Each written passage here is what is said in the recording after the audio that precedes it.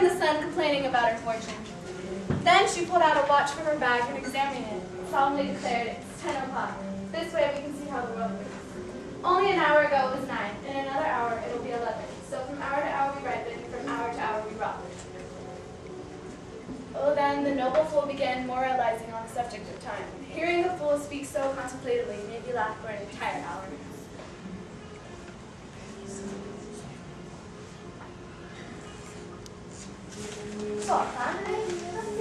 What's her name? I have no idea. She's been helping 2 young people travel. I wish I were a fool. Like the wind, I would have the freedom to blast anyone I please, as fools do. And whoever is most irritated by my joke would have to laugh the hardest. Why would they? Because whoever thinks I am satirizing them would have to be stupid if they didn't pretend to be hurt by my joke.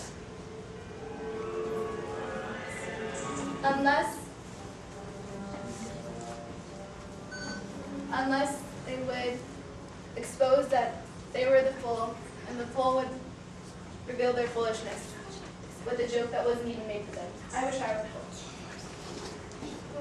You'd make a terrible clown. You're so gloomy. You make my toughest men excuse themselves from bitter foul. Stop!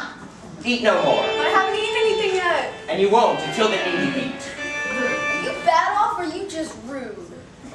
My distress has robbed me of my manners. I was not born in the forest, and while I admit I was not raised a gentleman, I was somewhat well bred. But stop! You won't eat until the need eat. Then eat, boy. I'm starved, but I can't eat until my squire is taken care of. He has twisted his ankle and feels that death is knocking at his door. So you won't eat until your squire does? And we won't eat until you do? Yes, that's right. You better get your squire so we can eat then. Is that it? I may bring my squire? Yeah, all I gotta do is ask. We're all outlaws out here. I shall return. Thank you, sire. I see we are not alone in our unhappiness. This wide universal theater has more place than our own must. I say, the whole world is a stage, and all the people are merely actors. They have their exit and entrances.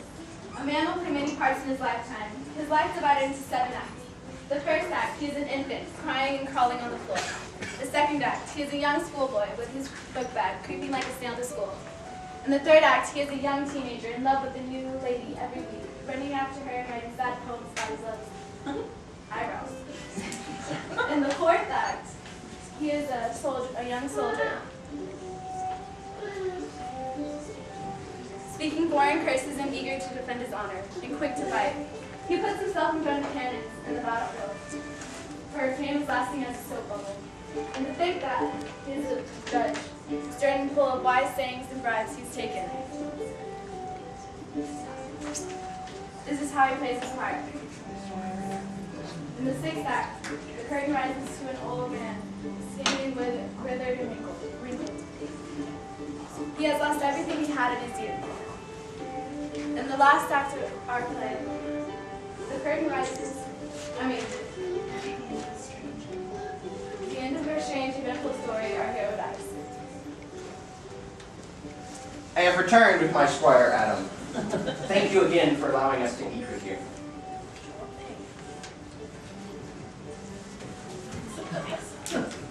Excellent, now we have all been spared from death. Sing first, minstrel.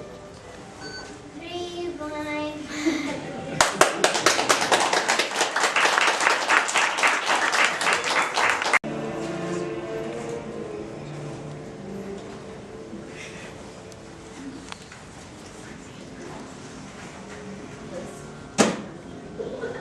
You haven't seen your brother in how many days? 3 days, my lord. But it doesn't mean anything to me.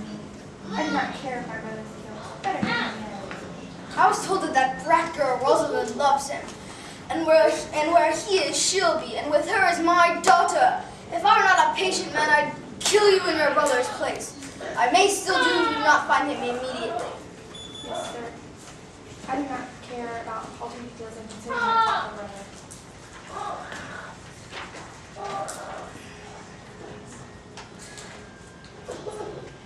Oliver, boy, you are a villain to say this.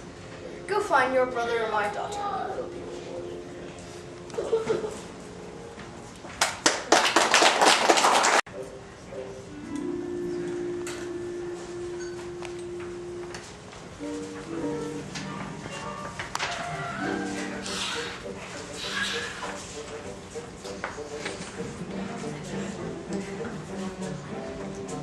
Rosalind. She's so beautiful and virtuous. The nation's pretty like this. Beautiful. Hear my poem.